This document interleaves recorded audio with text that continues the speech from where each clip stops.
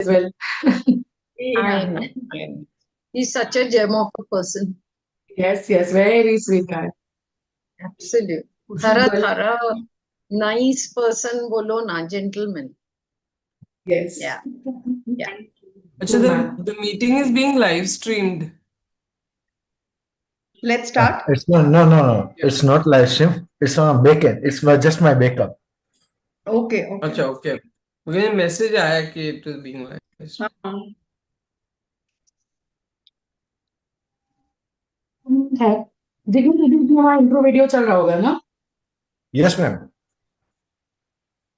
So, ma'am, as you already know, just मैं फटाक से बोल देती हूँ. So, we will start with me introducing Vibe, followed by we'll run a quick round of introductions amidst five of us. Then I'll introduce you. I'll be speaking about you, and then I will ask you also quickly that how did you feel when you got the invitation for the Vibe, and then उसके बाद हम ये segments शुरू कर देंगे of the questions. If there is anything, मुझे लगता तो नहीं है कि there will be something. If there's something, I'll put it on WhatsApp for you. I've also sent you the audience ask questions in advance, which we are thinking we'll put up for you. There is one more added question from Rukaya, where she wants to ask about, at till what age we can do LASIK and get corrected, even after being pressed by That will optic. tell me that what I'm talking, I'm successful, I'm inspiring a patient here. Yes, absolutely. Ma'am, but the patients come and ask us that LASIK करने का क्या, and they're like, madam, आपने क्यों नहीं कराया? And I'm like, okay, hello. Yeah. I'll give you the answers for that also, what to say, because that's what even I'm asked, that why wasn't it done for you? So, all valid. We can answer all that. Yes, thank you, ma'am. Super. Okay.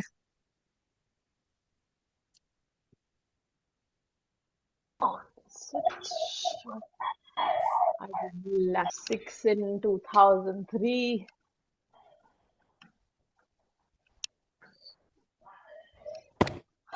Yeah.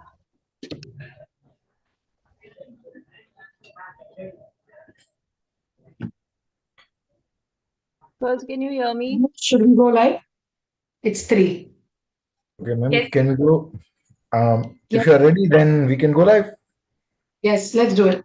We can. Okay. Just give me a 1 minute. Sure. Kavita. Okay, ma'am. We are going live. Just give me 1 minute.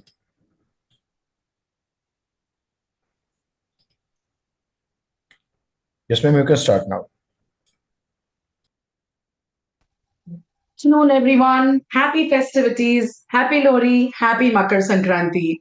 A very warm welcome to this festive Vibe Live Wednesday today. The Vibe that stands for Women Inspire, Build and Enhance is a platform dedicated to fostering women's excellence. It brings together women doctors from diverse specialties to share knowledge, leadership experiences, and personal journeys that inspire growth and collaboration. There are 4 fundamental pillars that form the Vibe, which are physical well being, mental health, financial wisdom, and professional excellence. Through various initiatives, the Vibe strives to build a strong community of women professionals who uplift one another and redefine the landscape of healthcare leadership. I'm Dr. Ritu Johari, consultant diabetologist and metabolic expert practicing in the western suburbs of Mumbai. I'm privileged to have a unique, diverse background with a decade and a half spent in pharma industry, working behind the scenes of drug development, and now into clinical practice for the last half a decade on the other side of the table, practicing diabetes, thyroid, and obesity management. Besides directing our 2 clinics in Kandivali and Malad, I also apply my past learnings from the pharma as a co-founder of Arfect, which is a medical marketing agency. But what brings me the most pleasure in sharing is the introduction of this unique platform, this exclusive initiative, The Vibe, as a founder of one of its kind group that targets fostering women's excellence. With that, let me meet our own team, Vibe. Dr. Lotika. Good afternoon and happy winter festival to everyone who has joined us today. Whatever you are celebrating, happy celebrations to you. And I hope that this is the onset of good health, a lot of sunshine, because winter is, usually known for the darkness and all that. So I hope that all that goes away and we have bright sunshine in our lives and good health, happiness to everyone. So I'm Dr. Lotika Purohit, a diabetologist, lifestyle medicine physician, practicing in Kolaba, Mumbai for the last 3 decades. I also am visiting faculty with the JJ Group of Hospitals, and I earlier was the chairperson of the Maharashtra RSSDI, which is the Research Society for Study of Diabetology in India. And now I am part of the National Executive Committee. Besides that, I am a wife to a techno-diabetologist, Dr. Suresh Purohit, and I am a mother to an artist and an entrepreneur. I love traveling. I love exploring good food wherever I travel. So now I hand over to Dr. Kavita Rane. Hi, namaskar everyone. I am Dr. Kavita Rane. Happy festivities to all of y'all. And to tell you something about myself, I've been practicing diabetes and obesity for the past 15 plus years at Rani Hospital in Chembur and Apollo Spectra Hospital at Deonar and in Lux General Charitable Hospital. To tell you something about my hobbies, I love to draw, I love painting, sketching, I love abstract art, I love EDM music, I love to travel, I love photography. I've had an exhibition at Jahangir Art Gallery in the year 2019. And today I'm looking forward to having this amazing conversation with Dr. Neeta and all my founders together. Over to Dr. Pranjali. Thank you so much, Kavita, and good afternoon, everyone. I am Dr. Pranjali Shah, Director and Chief Diabetologist at App Diabetes Clinic. And I also handle internal operations in iHeal, I Complete Eye Care. It's in Mulund.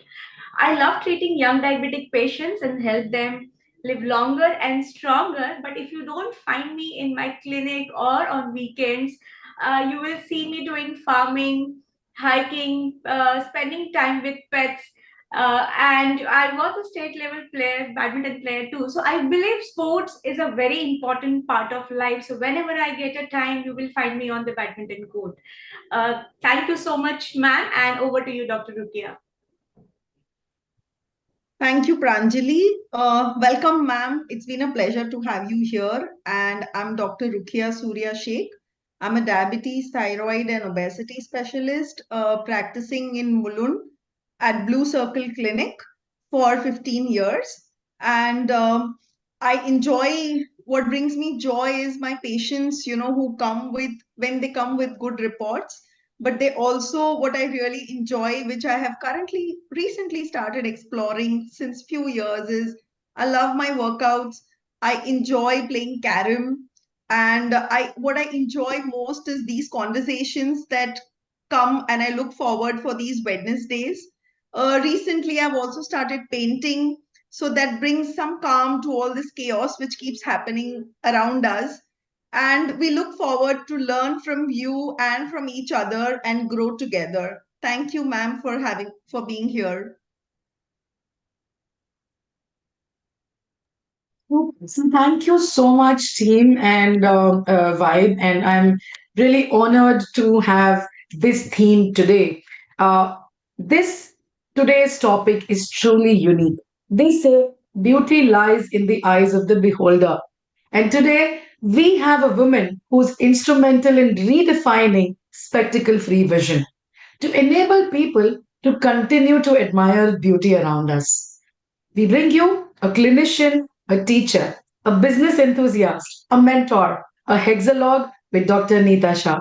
A true honor to have Dr. Neeta, a woman of substance, a woman with grit and resilience, a calm yet strong persona, a true depiction of a thorough leader.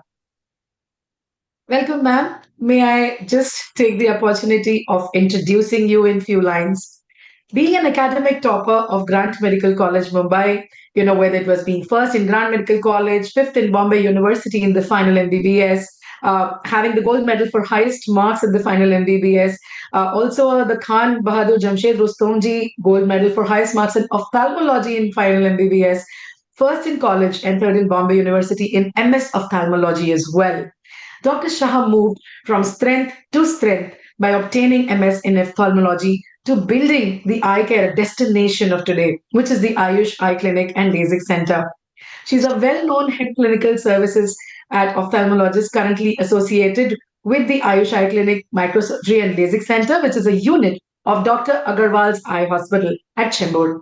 She has almost 4 decades and plus of experience and has worked as an expert in different cities of the country. Dr. Neeta has contributed to handling numerous complex medical cases in several hospitals. She's known for her attention to accurate diagnosis and for treating patients empathetically. Her specialty interests are general ophthalm, cataract, refractive surgery, contour LASIK, ICL, and eye injuries. She's won several awards and laurels during her tenure, and the journey still continues. She's truly on a mission to provide her patients not just treatment, but an incredible experience in eye care.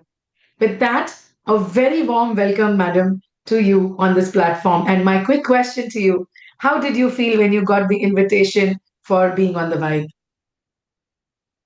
Thank you very much, all of you, and happy Lori, happy winter festivities to everyone. And it's such a pleasure to meet all of you like this and have a chat with you because by listening to your introduction, I was learning a lot too. And when I first heard about Vibe from Dr. Kaushal, and then Ritu told me a little bit about it, it really made me so excited that there is a forum like this. And there are young doctors like you who are looking at things in a little different way, in a more modern way, and making this type of experience accessible to people. So basically, when we were in medical college, we were taught nothing other than how to see patients. And this goes Yes. beyond that. So I am so happy to interact with you all who have taken that step beyond and got into a realm which we were not trained for, but you've trained yourselves, and I must compliment all of you in doing such a fantastic job. And I'm sure I'm going to have a lot of fun in the next hour. Maybe I'll put you off to sleep with my stories, but that means my voice is very soothing if someone goes off to sleep. So that's also okay to do. So Love the I'm ready to positivity. start when you are. Wonderful, ma'am. That truly motivates all of us with your kind words. So, without further ado, may I request Dr. Pranjali to go on with the first segment? Yes, thank you so much, Dr. Ritu. So, ma'am, in this segment, we'll be focusing mainly on you. And we really want to know about you, your personal, your professional. What was the foundation that made you who you are today? So, we want to know about the Dr. Neeta, who is an entrepreneur, doctor, surgeon, managing director, teacher. And I'm seeing that the way you have mentored my husband, Dr. Kaushal Shah.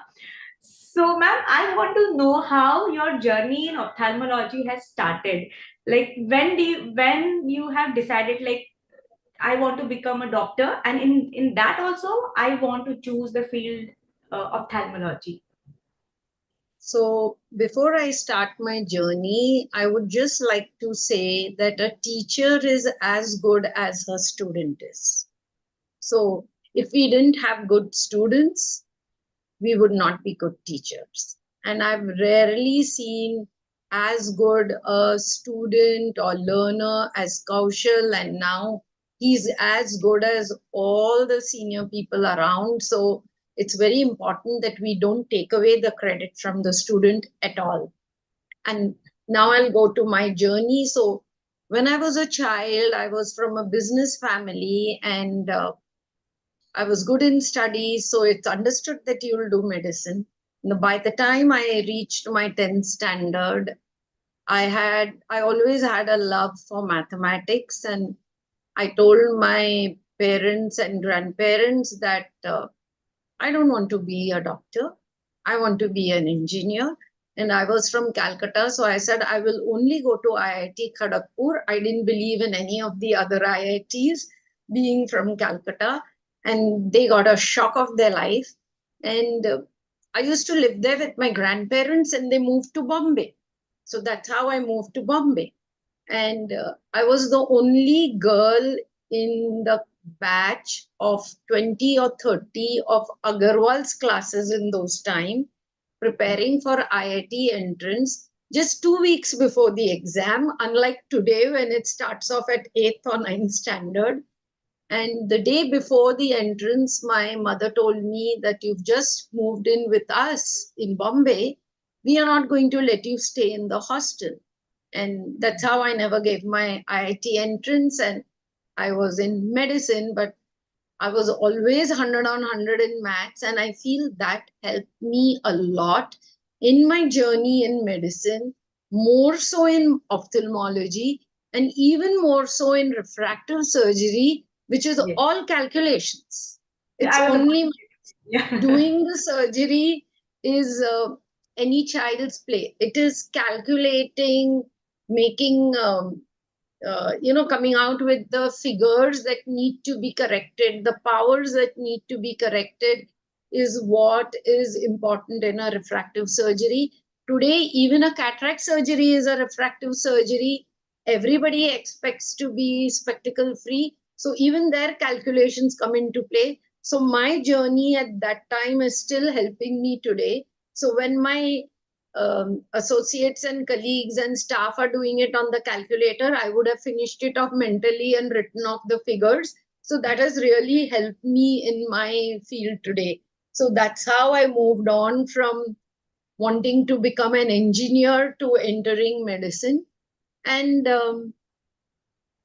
when I was a child, the first time I got my spectacles at the age of 11, and my first visit to an ophthalmic surgeon is the time I felt I want to do this. And that's how ophthalmology came into my mind. And then when we did our rotations in medicine, and as an undergrad, I had the fortune to assist in one of the surgeries. I said, if I get it, I want to do ophthal. And God has been good to me. At our time, there would be only one seat. You are either first or you don't get it. And I was lucky enough to get into ophthalmology. So that's how I landed up in ophthalmology instead of engineering. Amazing, man. And ma'am, you had done your ophthalmology maybe in 90s, and you had started your own setup in 1992, right? So when you had started your Ayush Ayush Eye Clinic and Laser Center in 1992, what all difficulties you had faced when clinically or financially or socially when you had started your own center, ma'am? So I passed out in 85. Okay. And I realized that this is a surgical field. And if I get into private practice, I don't want to keep on taking maternity leave, etc. At that time, having a break in your journey would have taken me 2 steps back. My husband and I are from families where there were no doctors. We were starting practice in Chembur, where we have no relatives, no friends. We didn't know anyone. The reason we started in Chembur is because when he started practice, that was the only polyclinic we could afford to start practicing. And that's how we landed up in Chembur when we knew no one here. So I took a call that I'll be in the faculty of any medical college so that I gained more surgical and clinical experience. And my elder son was born 3 months after I finished MS. So I wanted to finish off my family bearing period and then start practice so then I can concentrate on it and not have to take leaves for maternity, etc. So I was lucky I got a lecturer's post. At that time, there were no fellowships, no specializations. And very often in my life, something which works against me later on turns out to be for my benefit. So we were living in Sion. I was wanting a lecturer's post in Sion Hospital. My name was on the top of the list. But at the last moment, the head of department there wanted her own student and my name was put second. And that's how I got into KEM Hospital. That worked out very well for me because the amount of experience I got there was far more than I would have ever got in Sion Hospital. And I was the only full-timer in my unit with 2 honoraries, both phenomenal Parsi teachers and gentlemen. So every day there would be 25 surgeries, 8 residents, and I was handling, teaching them, training them, handling the complications because the honoraries would just come and do 1 or 2 cases and go. So this went on for 5 years. So when I started practice, when I had joined, I had told my HOD that I'm here for 5 years and I'm gone. Exactly 5 years later, in 91, I started practice. My younger son was around 4 years old at that time, so they were quite well on their way to school. And when I started, 3 more ophthalmic surgeons started in Chembur, 2 of them, the top general practitioners' children. So when I would meet people, they would tell me, go back to KEM. Who's going to send you patients? You'll never have a surgery to do. And I would just smile and nod my head and go on. And at that time, my backbone was my husband, who told me that they are born with a silver spoon. You just do your work and don't look at all that. And that's what I did. I just put my head down, and whether I had 2 patients or 20 patients, I just did my work sincerely. And that 5-year teaching experience that I had really helped me because I didn't have to think or doubt about the clinical decision that I would take or the surgical decision I would take. I started off with an Indian portable microscope because we had no funds, and slowly kept on upgrading myself till I reached a level where I could buy more things. But trust me, even today, I don't feel I have enough. I do need more of equipment. I'm very techno savvy. I love technology. And I love to keep on upgrading my knowledge and my equipment journey, because in ophthalmology, it just doesn't end. It just goes on and on. And the most exciting part was that in this journey, from the time I started operating as a houseman, surgery like cataract, I've changed my technique 5 times, totally from scratch, because that's how much the field has evolved. But even today, when there is a complicated case, what I was doing first helps me, which may not help the younger generation who've never done it.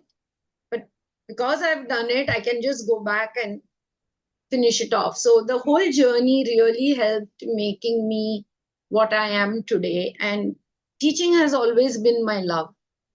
There are no 2 things about it. So that is how the clinical and the financial part was taken care of. I never put the burden of any purchase onto myself or to my patient. I did it one at a time. Okay. And it happened. And I believe if it happened with me, it can happen with anyone, as long as we just take things the way it comes and be patient about it, not to try and rush and have everything all together.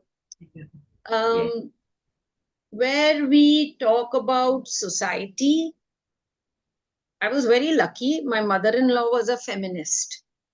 So we had to work evenings because in ophthalmology, nobody is sick, nobody takes leave. I would have not been able to develop a practice.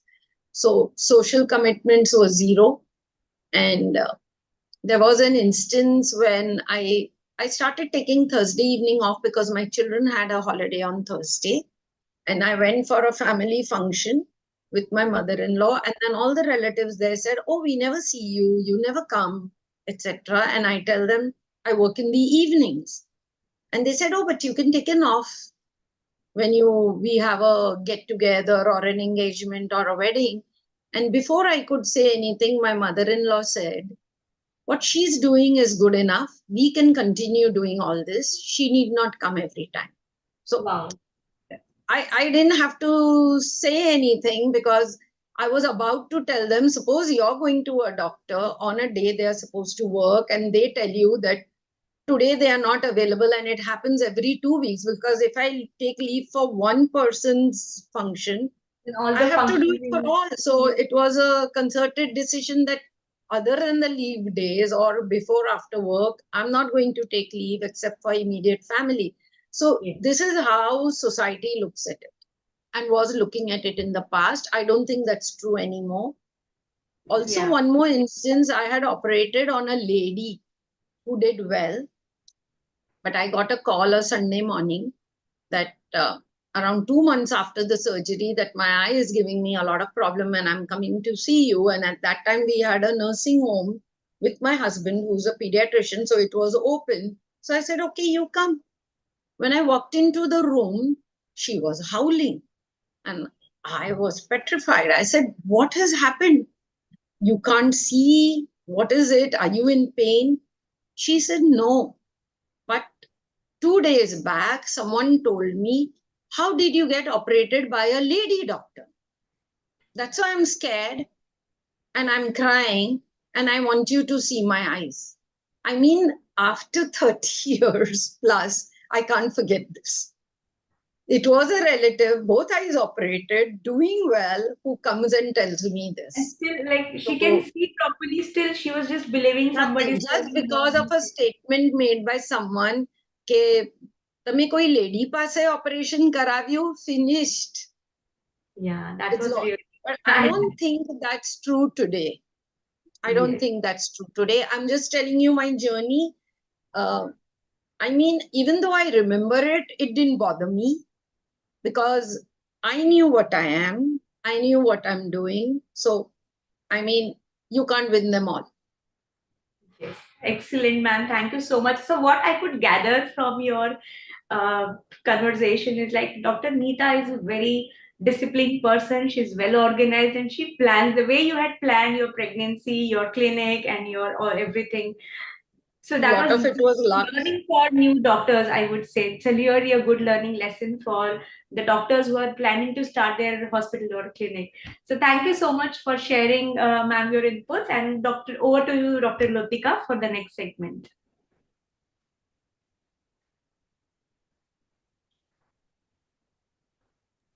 Lotika, you're on mute. Lotika.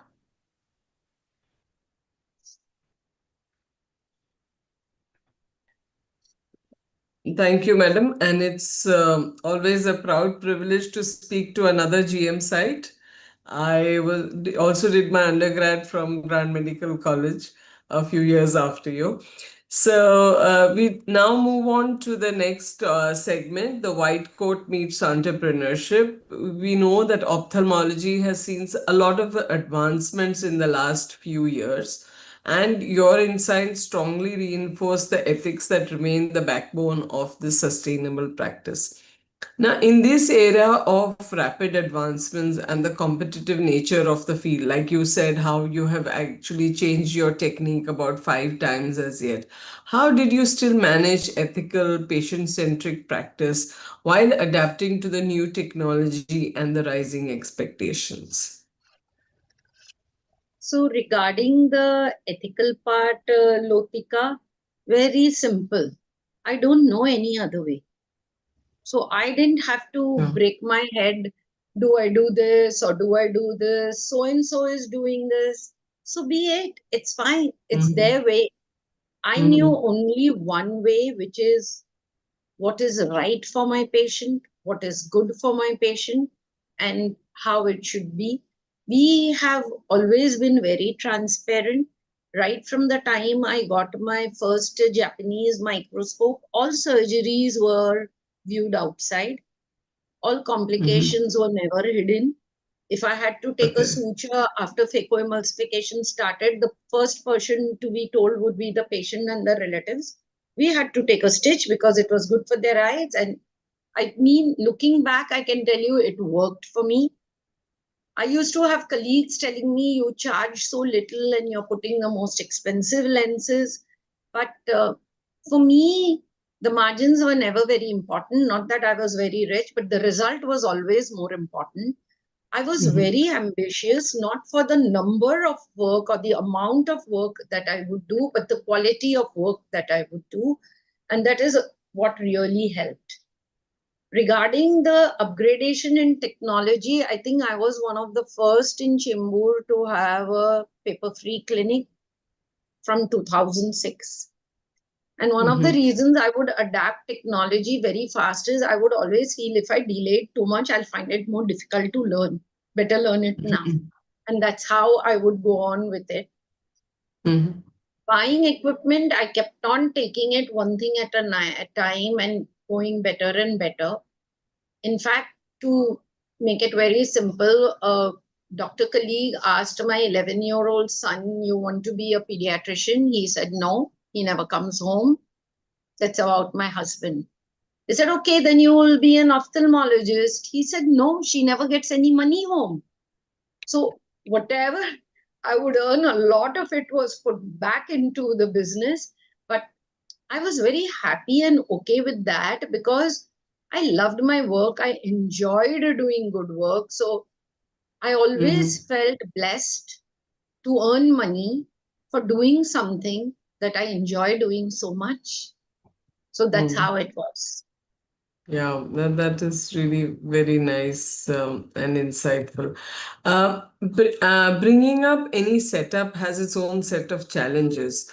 What and you have, such a nice setup in Chembur, wherein at that time there was not anything much over there. What core values helped you to build a long-term patient trust in an urban practice in a place like Chembur? So every patient would be looked at by me as though it was my own father, own brother, own mother, etc. And that is how the advice was given. Sometimes it hurts that I have a patient for LASIK, coming for LASIK, and I look at the eye and tell them, please don't do any surgery. But even now, we tell no. What is not good for them is not good for them, irrespective of whatever maybe, because the way I have always thought about it at the back of my mind is, would I do it for my family? If it's a no, it's a no. And that is how over a period of time, even though it was slow initially, the practice developed on a lot of trust and faith that nothing wrong will be done to us here. So that's how I managed to develop whatever I have today. Oh, that's very nice. From your experience, what do you think young ophthalmologists should prioritize early in their careers? The skills, the systems, or the mindset? First is the mindset. Decide what you want in life and accordingly develop the skills for it and have a system in place by which you are prepared to keep on moving on. Because if you plateau, your knowledge, your work will go down. And if you keep on going on, developing systems, etc., you will always move ahead and do better and better work. Okay. Yeah, that's really so nice and insightful, madam. Now I hand over to Dr. Kavita Rane for the next segment. Thank you, Dr. Latika. Good afternoon, ma'am. It has been really insightful listening to your story and real life experiences that you've had at your clinic. And I must say, it is really commendable, ma'am. So, this next segment is about leadership, transition, and legacy. Very few doctors speak openly about transition and legacy. So, this phase of your journey highlights leadership that extends beyond individual success. So, what prompted your decision to transition Ayush Eye Clinic into a larger organized structure? And what were the emotional and professional learnings during this phase, ma'am? So, when I was growing, I realized that my children are not taking up medicine, and we were quite happy with that. And I never wanted my clinic to have a lock one day.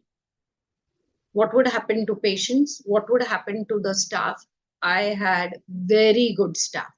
And I was also always concerned about, if I shut suddenly for whatever reason, where will they go? Where is their security? We didn't have a corporate like structure where they would have pension, gratuity, etc. So that was there. And that is when I started exploring different avenues. And I already had visiting doctors in different specialities working with me, who were very senior, very good in their work, working once or twice a week. And I think in 2009, I studied 3 or 4 different methods of a shared practice in the US when I visited there with different doctor friends. How does your practice run? How does your practice run? And one of my closest friends in the US at that time had 18 emergency medical care centers, which he sold to a corporate. So I had heard him also. So when I came back, I tried to have a group of doctors doing it in my clinic, but it never worked out. And then I thought that once I'm 60 plus, I'll start looking at a corporate takeover. And when I was 59, I had an offer from one of the Delhi groups. And that is when I started thinking that if they are coming, and at that time, nobody in Bombay was taken over in the field of ophthalmology. And then so I was very clear, I will not take a pie less than what I deserve. And I will not overquote a figure at random. So I went ahead, and I'm very bad in finance.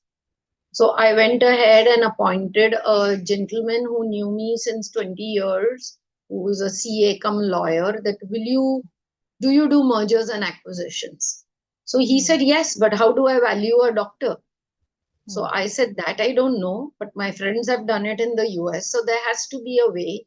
And my daughter-in-law in the US sent him some books that you read this and do it. So he took 2 months to go, and I had data. This happened in 2019. I had data from 2012 of every patient seen by me and every pie earned or spent by me, all in my system, which he could get in different clicks. So we gave him all that. She gave him books for him to read, and he took 2 months to come to a valuation. In the meantime, Dr. Agarwal's team approached me, and we had our data ready. And I had to choose who. And I somehow was not very comfortable with the attitude of the Delhi team. And I started thinking, look, I'm not going to do it. I'm not going to be comfortable working with them. I would rather manage for 5 more years, and then I'll sell in a way where I move out. I will not be able to work like this. My family was extremely apprehensive, saying, you've been the boss. How will you work under or with someone?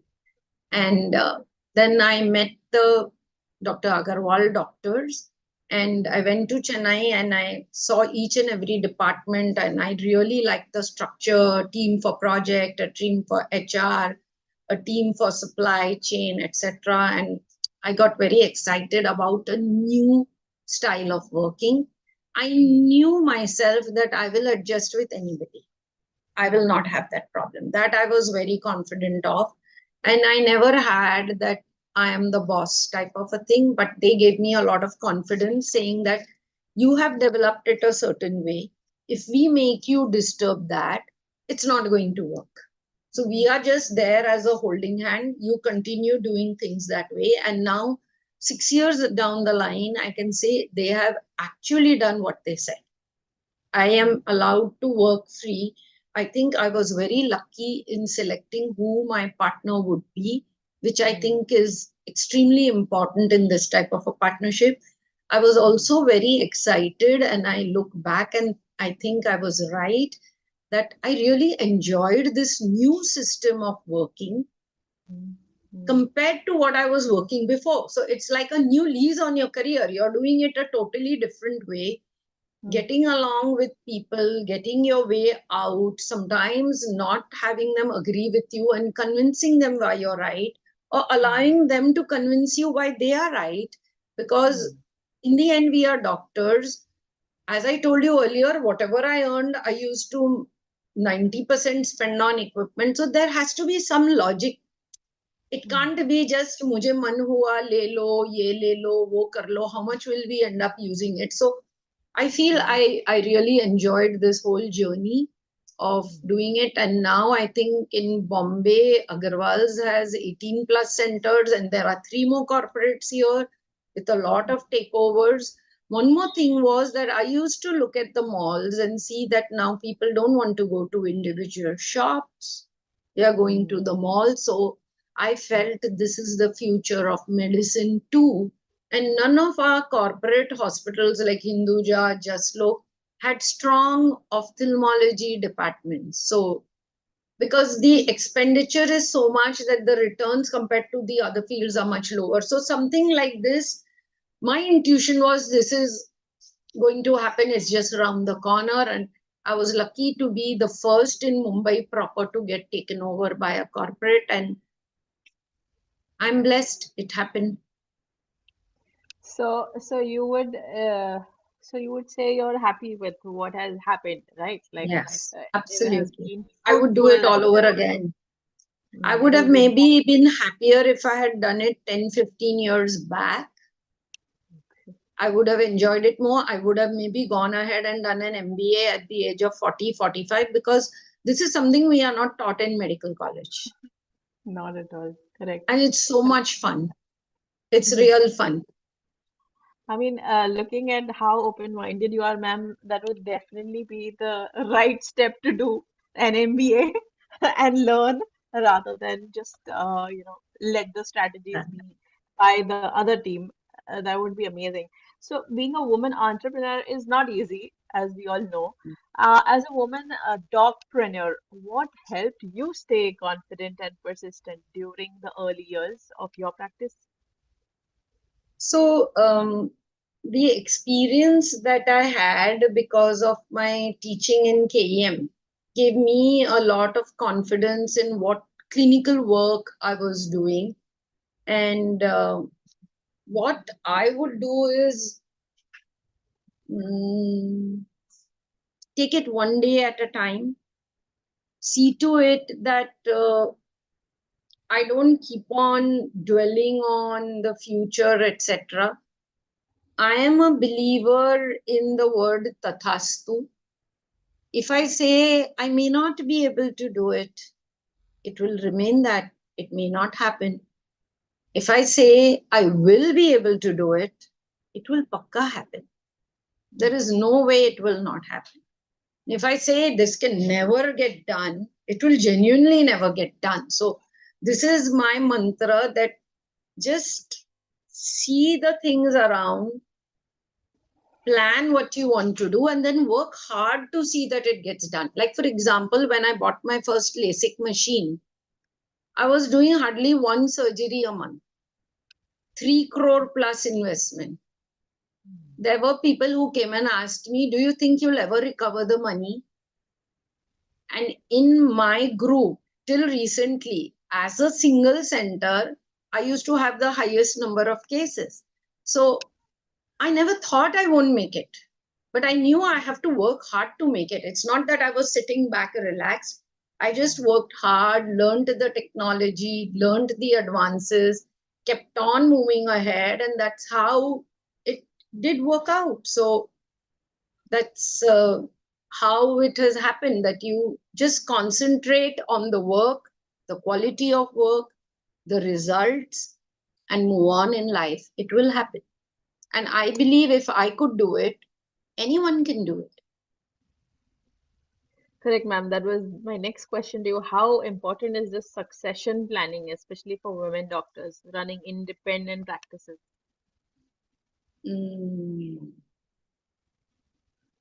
So, you're talking about succession planning. So I would be asked, I had equipment worth crores and crores.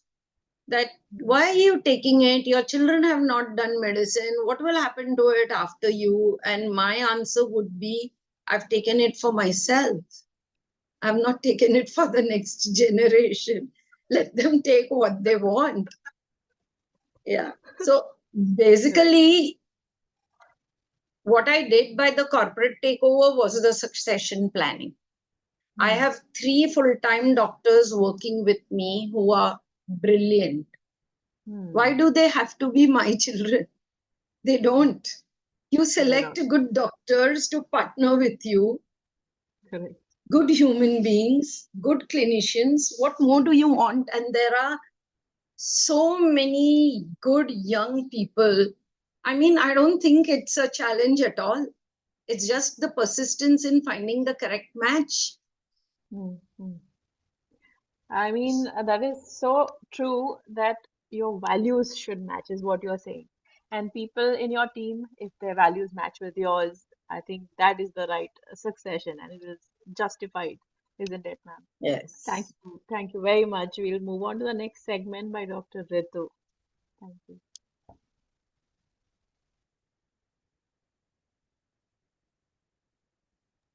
Thank you so much, ma'am. And I think I'm just trying to, put down the list of all the things that I am already getting inspirations about. And the list is getting longer. So, my segment, ma'am, is going to talk about leadership, a little bit on transition, which you just, talked about a lot, and also legacy.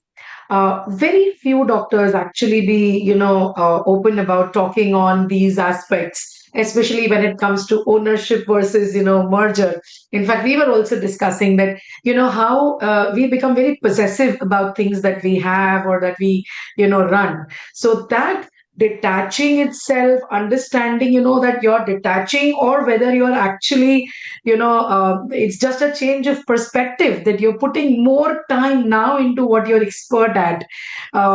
So that is where, I see Dr. Neeta Shah, that, from founding Ayush Eye Clinic Center in 1992 to making it the unit, the tech savvy unit of Dr. Neeta Shah today under Agarwal's Eye Hospital is a journey that is commendable.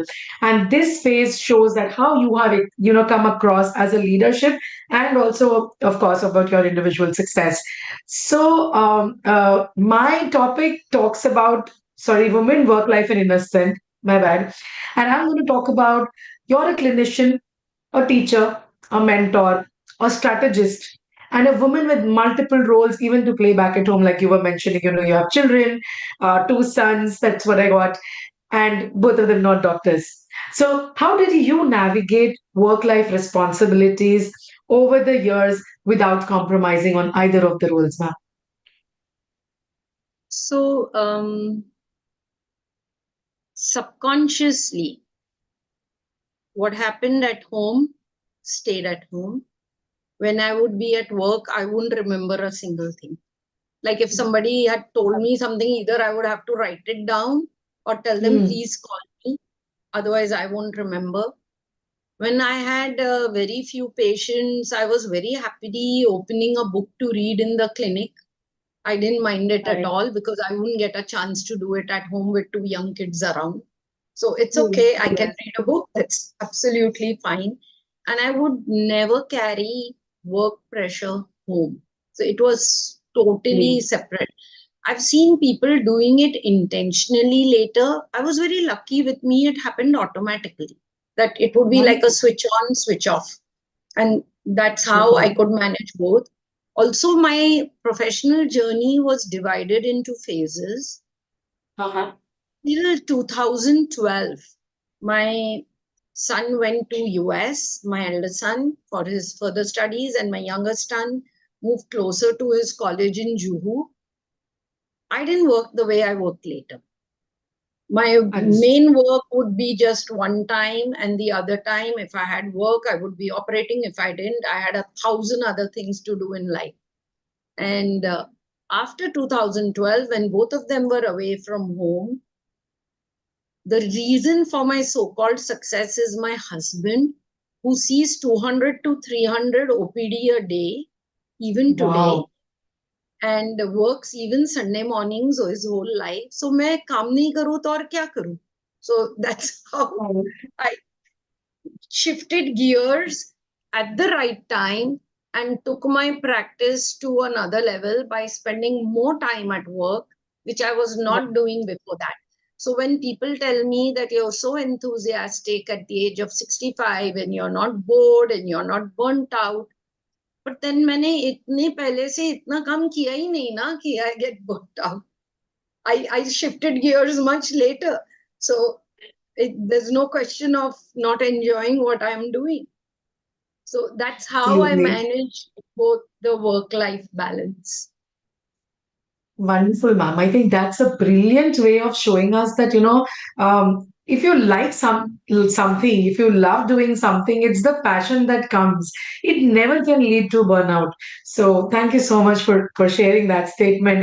And also I love the fact when you say that मैंने इतना काम किया ही नहीं है. That also shows me कि अभी और कितना करना है मुझे. That's beautiful. So, ma'am, is journey mein, in this entire pursuit, what personal habits or mindset helped you stay grounded? Of course, you just also mentioned one of the facts where your husband is seeing 200, 300 patients, even working on Sundays. Is there any specific mantra to maintain your inner sanity? We talk mental health all the time. So you are definitely a very jovial personality. What is your inner mantra and what would you advise to our audience? So one thing I want to be very clear about, that it's not that I've done everything right. It's not that I could have not done better, but I'm happy with what I've done. And that's very important for each one of us to be happy and content with what we are doing rather than thinking about what we are not doing. And what I tell my two daughter-in-laws today, who are also professionals, that in this journey, don't forget you yourself. Please have fun. True that. Please give yourself time. Please give yourself importance. Otherwise, it is like the family, the kids, the elderly in the house, at work, the patients, the equipment, the finances, the staff. Where are we then? So I did that. I did only work and family. You all should not ever, ever do that. Please give yourself an equal amount of time, even if it prevents you from going one level up. It'll happen tomorrow. If it's not happened today, it'll happen tomorrow. But please give yourself that much importance too. That is what I would definitely tell people to do. I didn't do it. I think you all should. I love that because, trust me, yes, there are a lot of people who have aspirations and probably trying to leave away all this, getting into a rat race. I think there's a very, They very become thin guilty. line of They start feeling demarcation. guilty. They start feeling the guilt guilty if comes they in. have taken a holiday or if they've left the Yes. family and gone somewhere. My elder daughter-in-law every year takes a Mhm. holiday alone. My son looks after her daughter, and Wonderful. she tells me that is what refreshes me. And Yes, I mean, I'm so happy she does that. absolutely. That's really Absolutely. needed. And I think unless we are happy inside, we cannot portray that Make the happiness, people nor around. can we make the others happy. So I always feel the woman is the central pillar of the foundation. If this life is a building, and therefore you need to have your happiness at the core first to ensure that all around you is well and taken care of. There is a Lovely. book Thank you by so Ayn much. Rand. There is a book Uh-huh. by Ayn Rand, The Virtue of Selfishness. Only if you are selfish, you'll be good for the people around. I Totally really agree. And believe this is that a mantra. common quote I get from my husband when I tell him, you know what, you're very selfish, you're not giving me time. That's the first thing he brings up to me. So I think, yes, definitely, yes. To a certain degree, I've read that book, but it's amazing. We all should do that. So thank you for bringing that up as well. With that, I come to an end of this segment and I get into the audience ask segment. We have quick two questions, ma'am, since we are running out of time, but we've been loving hearing you. So I'll just ask you quickly how you mentioned to me already that you were not able to, you were not good at finances, but you got a financial person there. You put them in an expert in place so that you could manage the finances. So I'll directly go on to the next question. Is there a cutoff for the age at which LASIK can be done? This is a very common question we get from women, from men, from patients. So there is no absolute cutoff, but yes, once you've crossed 40, we can't take away the far and near number both totally. You would maybe need glasses occasionally, but Right. we have other surgeries which can be done once you're 45 onwards or 40 onwards, depending on your original power, which Right. we call as refractive lens exchange, where we remove the lens before you develop a cataract, or when you've just started developing a cataract, and put in a lens which takes away the far and near both. So there are different techniques in this age group, which is between 40 to 60. And we can see the patient and tell them what we can do for them to be more spectacle independent.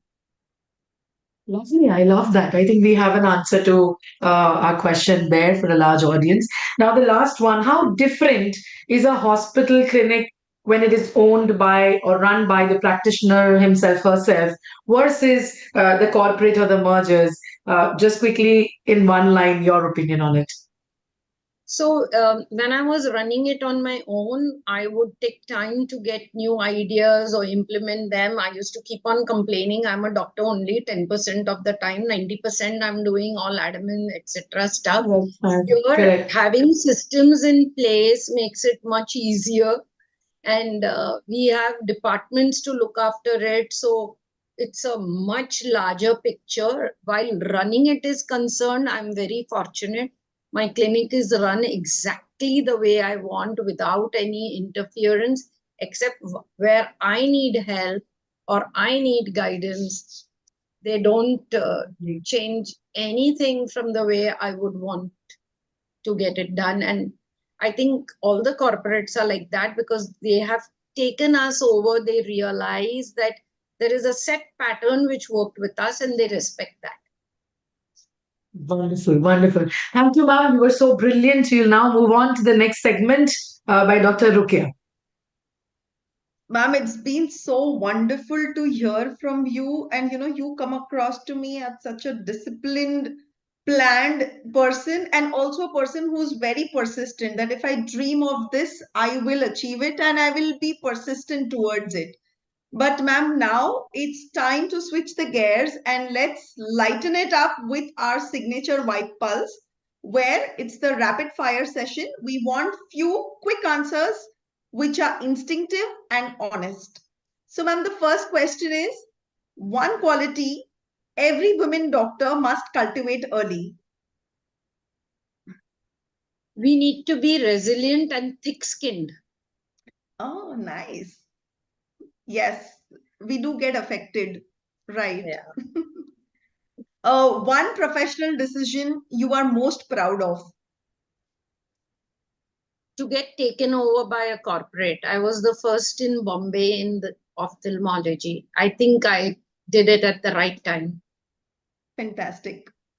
Ma'am, it's not, I think it's very humble of you also to, always, I've heard that, you're so happy with this joint venture that you have with them, but every time even giving them credit, but also realizing that I am important in this whole system has been so nice. One mistake young clinicians should avoid. Don't cut corners. Okay. Don't do things which you feel should not be done as per your training. For example, getting cataract surgeries done in uncontrolled diabetics. You don't know how many brickbats I've had in my earlier career, especially because they would come back and name the topmost doctors in Bombay. They did my surgery and you refused. But I try my best that I don't do what is not as per protocol. If it's a no, it's a no. Thank you so much coming that from an ophthalmologist to a diabetologist. So I really like that. And also, since you said that, your ambition was always to the quality and Yes. you did not bother about the quantity of things. So, I think, yes, that also says that, yes, you do not cut corners with things. Don't cut corners. Ma'am, your favorite hobby, what is your way to beat stress? Painting, singing, traveling, whatever, or just So, working? so before, say 10, 15 years back, it would be traveling, dancing, etc. Now, doing nothing. I love that. Doing just nothing. So my Wow. son in the US tells me you should come here once a year because even if you're traveling, you're out sightseeing and all, here you do nothing. So that's a luxury which I really enjoy. Fantastic. So finding happiness in the solace. Hmm. Me time. Me time, absolutely. Ma'am, if not ophthalmology, what would have you chosen? Of course, IIT, yes, but if not an ophthalmologist doctor, which any other doctor that you would have wanted to So be? at my time, things were very rigid. If you're first in medicine, you do pediatrics. If you're first in surgery, you do ophthalmology. That's not so today. I was first in both. There was Okay. only one seat in ophthalmology. I was lucky to get it. Otherwise, I would have been a pediatrician. 200, 300 patients a day, ma'am. You would have. I'm And glad I'm Sundays not working doing that. too.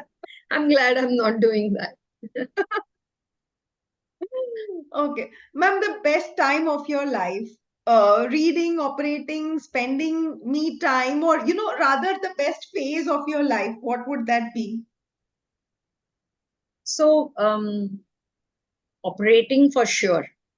When I'm in the OR, I feel I'm in heaven, however complicated the case may be.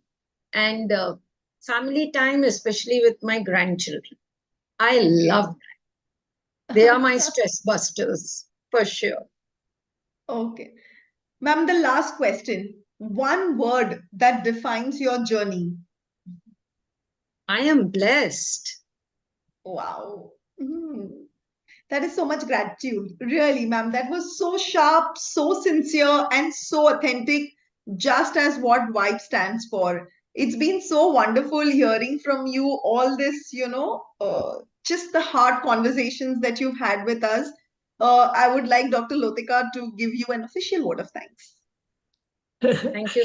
Thank you so much, Neeta ma'am. It's really been so enlightening for all of us. You have come across as a very humble, hardworking, and yet a very happy individual. You're very comfortable with just being by yourself, as well as what I learned is that don't forget yourself. That's very important, that you should keep some time for yourself and pursue the passions that you follow too.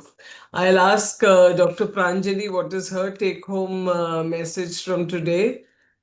So there are many take-home messages, and when especially I was observing ma'am, the way she was smiling and talking, it was really looking at her itself. I was feeling, we should be, talking to our patients or to students like her the way she was presenting. Another thing, ma'am, I have realized: don't cut the corners. Be consistent in your life, and third thing is focus on the quality rather than the quantity. So whatever you are doing, treat your patient as if you are treating your own parents. That's the learning lesson. That is. Over to you, Dr. Ritu. Also, Pranjali, I think, ma'am, of course, again, like I said, there's a list, and I'm known to talk a lot, so I have to always time myself, and we're already overshooting the time. But I guess what I really could relate with, one of the most, which I am still not able to work on, is the switch on and switch off. So, while I'm sitting here, I'll be thinking, oh my God, I have not done so and so. I have that mother's guilt. Or maybe, when I'm taking an off for a festival, I'll be like, oh my God, I went, I did this. And then therefore my work did take a setback. And, today I want to confess that that is a area of improvement that I really want to do and give more focus and more target onto whichever phase I am. Like you said, when I am at home, I should be not 90%, but 100% with my home. Whereas when I'm at work, it should be not 90 or 95, it should be 100% at work as well. Of course, with few things, here and there, but otherwise, more or less, we have to get over the women's guilt and be the best that we can do. Yeah. So, Dr. Kavita? So, first of all, thank you so much, ma'am, for enlightening us on this wide life today, and it has been fascinating and fabulous to hear from you. So, what I learned from what you said and mentioned is be happy and content, with what we are doing. First thing, that's when internal happiness comes through from within. I mean, externally, things might change, but be happy and content. That's what I learned. And the other one was, please give yourself time. That you yourself are important. Me comes first. After that is everything else. So thank you for that. I really love that. Thank you so much. Yeah. Dr. Ma'am, Ruqayya? there are so many things which I have learned from you today. It has been so wonderful to hear from somebody who's so sharp. And what I like it, you're so clear about, your thoughts. There is no in between. And, there is just like, okay, but mujhe ye acha lagta hai. You are okay on being any side of the coin, but you owe up to that, this is what I like and I want to do it that way. So that is really great. What I liked also when you talked about, how the most important thing is the mindset. And then you put up the skills to it, and then you create systems in how you want your things to happen. So the most important thing, which I had never thought about, was the mindset. So that was a new thought process for me completely, because it was always about skill yourself. Ye skills aayenge to tum aage kar sakte ho. But I think, okay, the mindset you should have for it is something. And of course, this ambition to quality that you said is always going to stay with me and not cutting corners. Yeah. Thank you, ma'am. Thank you so much, madam. It really has been such an enlightening session for all of us. So now we'd like to thank with the vibe. If you can put your hands That's the time. together, and then at the count of 3, we say, be the vibe. So 1, 2, and 3. 3. Be the The vibe. vibe. Thank you so much, ma'am. It has been wonderful. Thank you so much. Thank you so much. Bye-bye. Thank you for having me. Really Thank you, been a ma'am. It's truly a pleasure. thank you.